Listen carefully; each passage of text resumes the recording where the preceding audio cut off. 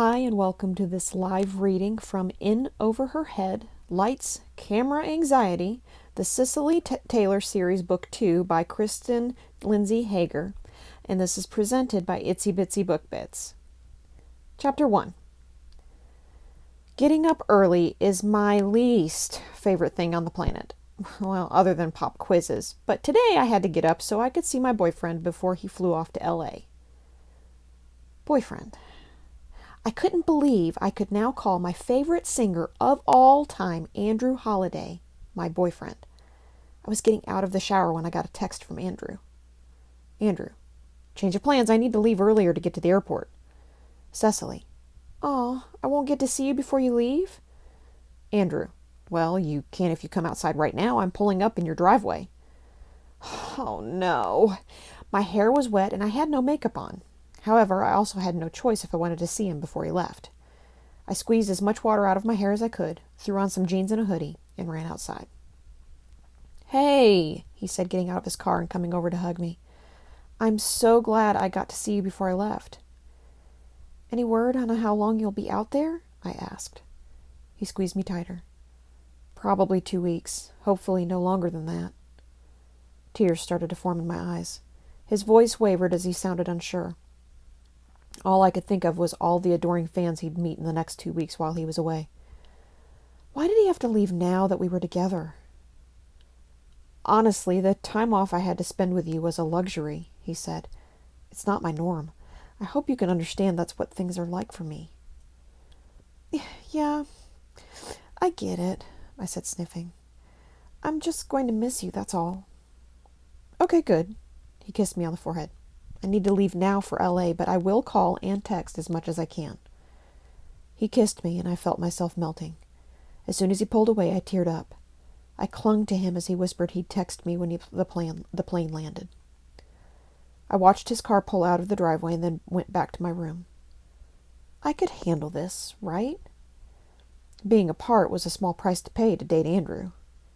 I turned on my radio, and his song, Lonely and Left Behind, was playing. I burst into tears, sobbing like I'd never cried before. I couldn't remember a time when I felt pain like this before. What was wrong with me? We weren't even 24 hours into being a couple. He probably wasn't even on the plane yet, and already I couldn't keep it together. How pathetic. Normally I would roll my eyes if another girl was telling me she was sobbing over missing her boyfriend, but this felt different. This was the guy who understood me before I even knew him personally. Andrew's lyrics about loneliness and not fitting in spoke to me. They comforted me during my darkest and most isolated times. I always had trouble opening up to people, and his music was my go-to to feel understood.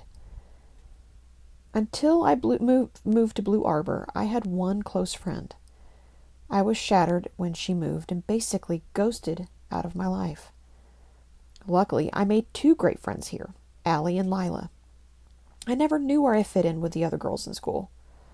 One girl, Harlow Reed, was the reason I met Andrew in the first place. She had done some acting and invited me along on her video audition. I ended up getting to be in the video as well. Sure, it was for 4 seconds, and I'm not even joking, but it was a moment that changed my life forever. I will never forget walking into that trailer on the set, and there was Andrew, sitting there by himself. We started talking, and he was just like he always came across in his interviews, thoughtful, deep, and sensitive. At the time, I had a boyfriend, Zach Reynolds, who I later found out was talking to his ex-girlfriend behind my back.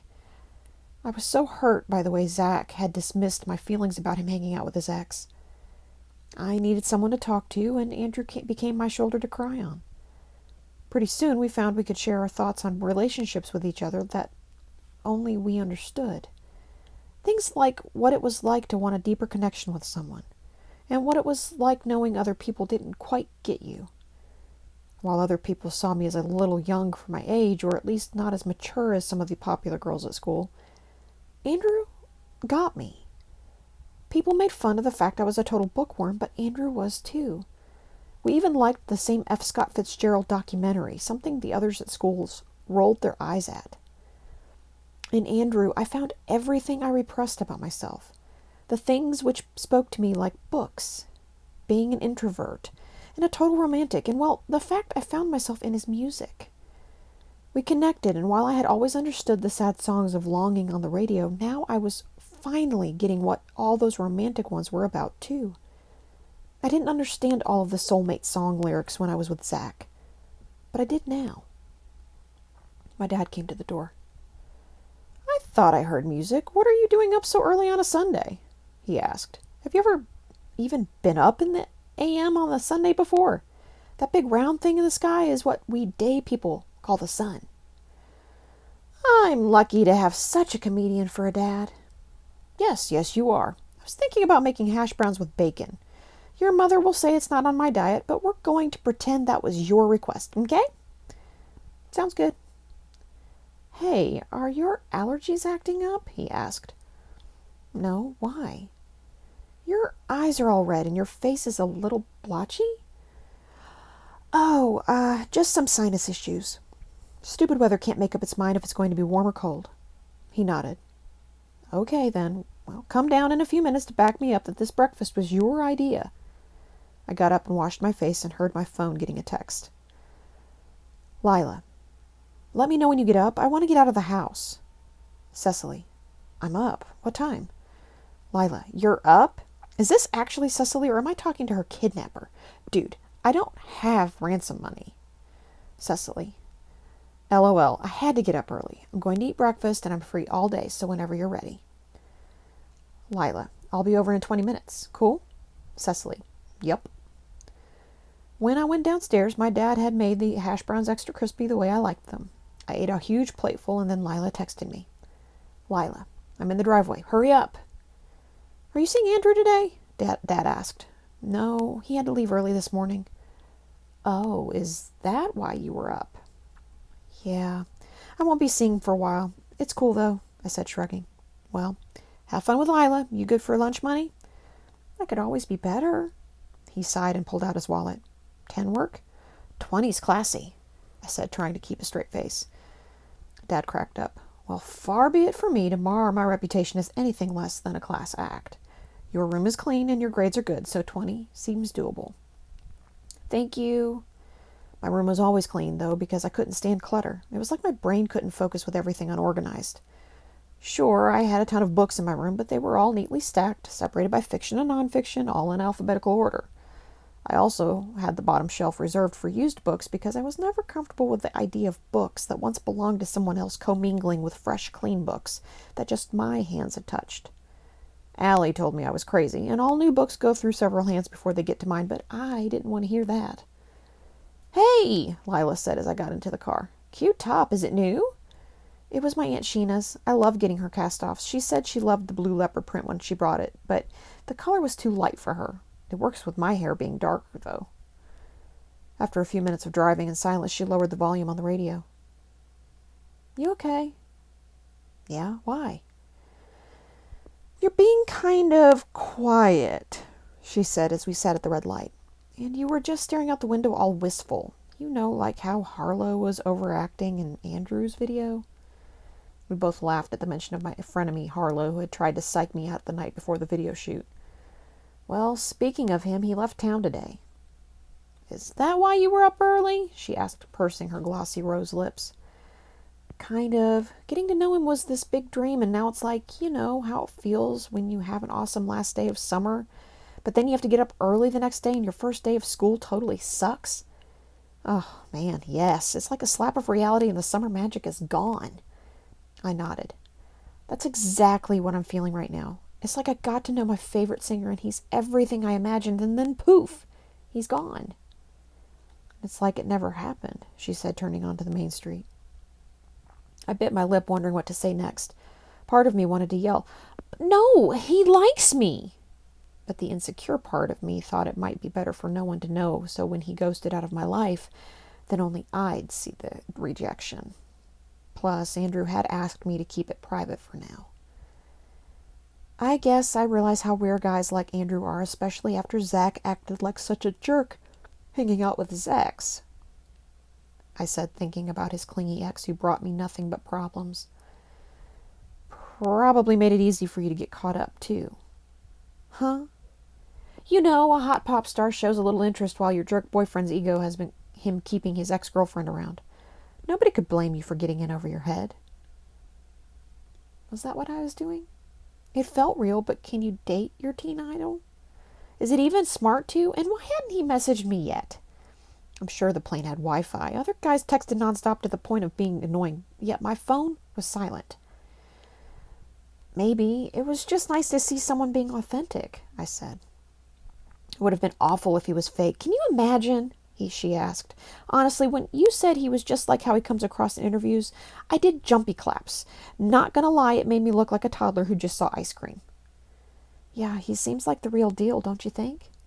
Mm-hmm, she said distractedly as she tried to find a place to park. Must be nice to have a hot pop star next text you. Do you think he will contact you again? If he doesn't, then I'll die and probably never leave my room again. I hope he does. I'd be seriously bummed if I get phone dumped, get blocked online, see he's dating someone else. Don't hear from him again. Does anyone else know he was the reason Zach got so mad at you when he walked in on Andrew trying to kiss you at the video premiere? No, Zach didn't tell anyone. I feel like it'd be weird if I told people that's what happened. Like they wouldn't believe me and think I was just making it up to get attention, I said. Yeah, I already heard a few people saying stuff. My stomach dropped. Like what? Huh? Oh, nothing major. She gripped the steering wheel. It's impossible to find a spot on the street on the weekend. I pressed her again as she shrugged. There's a couple comments on his social media pages. Pulling out my phone, I went to the video's link online, and the first comment that came up was, "No one Andrew fan. Why did they pick her out of all the girls in the world?" Cali Girl 2. They couldn't find any better than that chick? Holiday 008. She's like if the word plain was a person. Music is life. I think the point is that she's not supposed to be hot, you guys. Holiday 008. I think she's supposed to be the opposite of that other girl in the video. Cali Girl 2. Obviously, Andrew has a jealous girlfriend and told him to find blah girls to be in his video. Sleep all days. I bet Andrew's managers don't want his fans to be jealous of any of the girls that cast in his videos. Mission accomplished. Megan, seriously, I've seen cuter girls walking down my street and I live out in the sticks. Kelly Kells, I bet the other actress said they couldn't cast another hot girl. Megan, Andrew obviously didn't do the casting for this one. Holly Date Forever. Wow, seems like no one has anything nice to say. All you guys want to do is trash people. If you don't like what Andrew's doing in his video, then bye. Tina Roger. Guys, Andrew would hate all these negative vibes. If you don't have anything good to say about his work, then don't follow his page, don't listen to his music, and don't bother commenting. Holly Date Forever. I think she's pretty. Jealousy isn't cute, you guys. Oh crap, I didn't even think to look at the comments before now. I guess it was so surreal to think I was actually in a music video that it didn't even occur to me to go on and see what people were saying, I said as my face burned with embarrassment. Has everyone at school seen these? Don't worry about it. People suck, and if it makes you feel any better, a lot of people at school aren't even talking about it because they don't want you to get all stuck up, she said.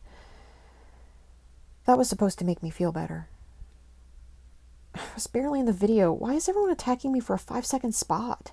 I asked, trying to keep myself from crying. It sucks. I wish Andrew was here and he could just wrap you in a blanket and make you a cup of tea, Lila said. I laughed, despite the fact I was trying not to throw up on myself.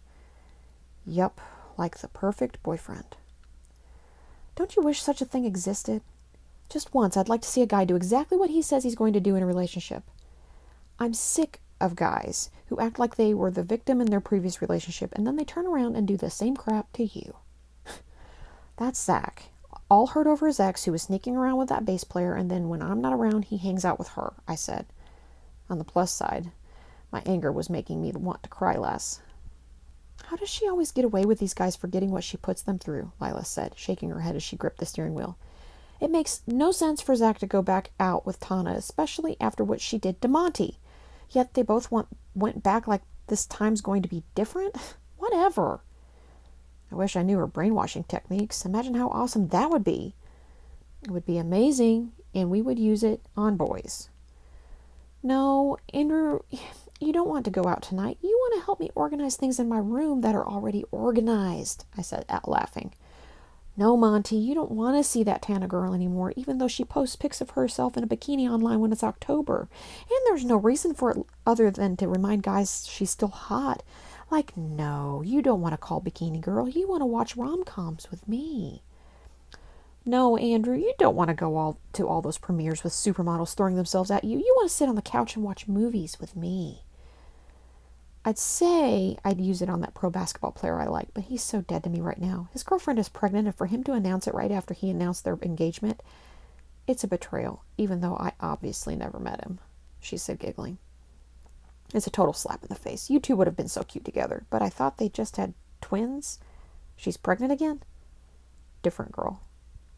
Wow. Aren't the twins super young? 2 months old. Yeah, he's not known for his loyalty. I guess I have a type, she said, shaking her head. Sheesh, you do. You have the worst taste in boyfriends, real and fake. I searched the basketball player online and saw a photo of him with his twins and the new girl next to him looking uncomfortable and going out of her way not to hold his babies with his ex. It was sad that he had already moved on to a new relationship so fast after dumping the twins' mom. I knew athletes weren't known for their long-lasting relationships, but neither were pop stars. I felt a little queasy looking at the new girlfriend's face. Her mouth was doing a half smile, but her eyes were fearful, like she knew she could be replaced at any moment. Why did he have all the power in these relationships? Because he was rich and famous? Because he was the guy? Those ideas were making my stomach hurt. Why did he feel he could just treat these girls like they were disposable?